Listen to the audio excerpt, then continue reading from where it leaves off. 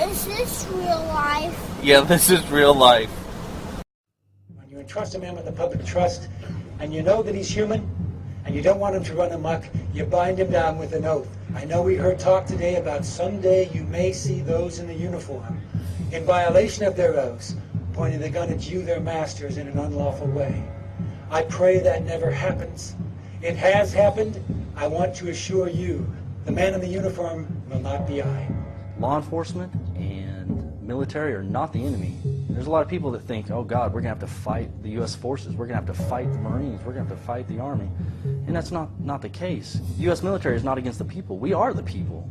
Today, really, in many respects, our government is the one that is stepping aside the rule of law. Gun confiscation is exactly what happened during the state of emergency following Hurricane Katrina in New Orleans.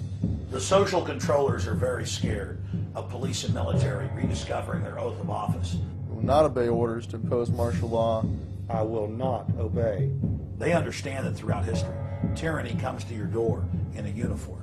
We will not obey orders to conduct warrantless searches of the American people. I will not obey. Think of every instance you can think in history where republics have fallen through usurpation of power. Particularly think of the times when it has happened through the military force run amok. You can't really tell from my name, but my father lived under Stalin, and his whole family was killed by Stalin. And my mother's family escaped from North Korea, and they lost all their property, and were supposed to be killed at least 3 or 4 times. So I was fortunate to be born in this great nation, and but yet I see the same signs or our country going in the direction in which my parents escaped from. U.S. troops also arrived, something far easier to do even now thanks to last year's elimination of the 1878 Posse Comitatus Act.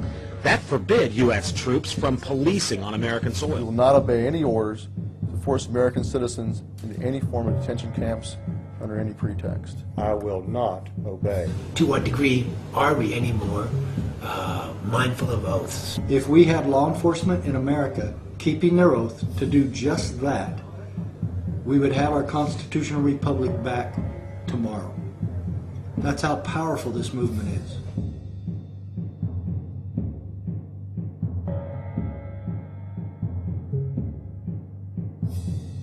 I'm Garrett Lear, the Patriot Pastor.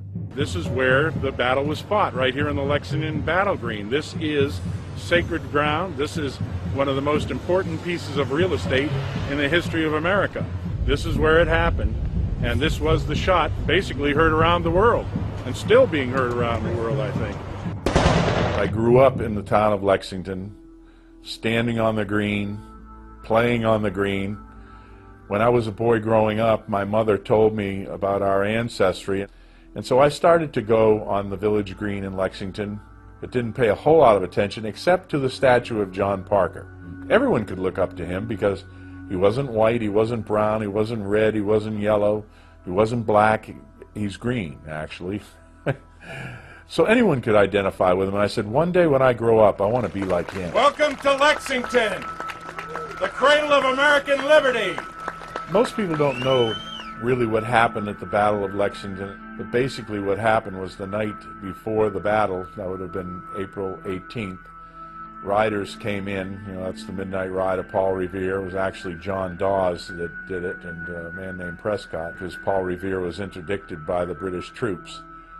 But they were bringing a message from Dr. Warren and the committees of correspondence and the committees of safety in Boston to tell them, looks like the British are mounted troops here, and we're not exactly sure what they're trying to do. They're probably going to go after the munitions that are in Concord, but they're probably going to try to capture Samuel Adams and John Hancock and either send them back to England in chains or shoot them right there or something. And basically when the British came, it was obvious that they had some bad plan. The Minutemen, the militia, the regulated militia, did not want to engage the British troops in a fight. And so these men stood their ground when they were told, you are to drop your weapons and disband. Well, they started to disband, but they would not drop their weapons because they were militia, And what happened when they started to disband, they got fired on. The first shot that was fired by the British regulars. It was not fired by the Minutemen. It was not fired by the colonists. It was not fired by the people of Lexington. And we can find that in the narrative of Jonas Clark, the pastor. 8 of them got shot and killed. Many were bayoneted. Some died later of wounds. Many were wounded. But 8 died on this green. But they stopped the British as they were on their march to Concord. And they did what was right. This was a principled stand for freedom, and we're doing the same thing today. We will not obey orders to disarm the American people. I will not obey.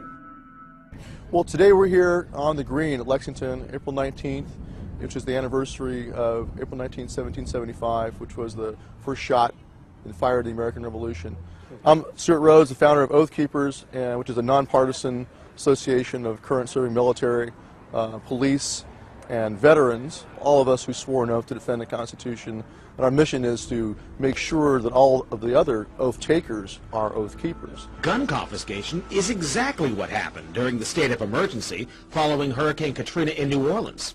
U.S. troops also arrived, something far easier to do even now thanks to last year's elimination of the 1878 Posse Comitatus Act.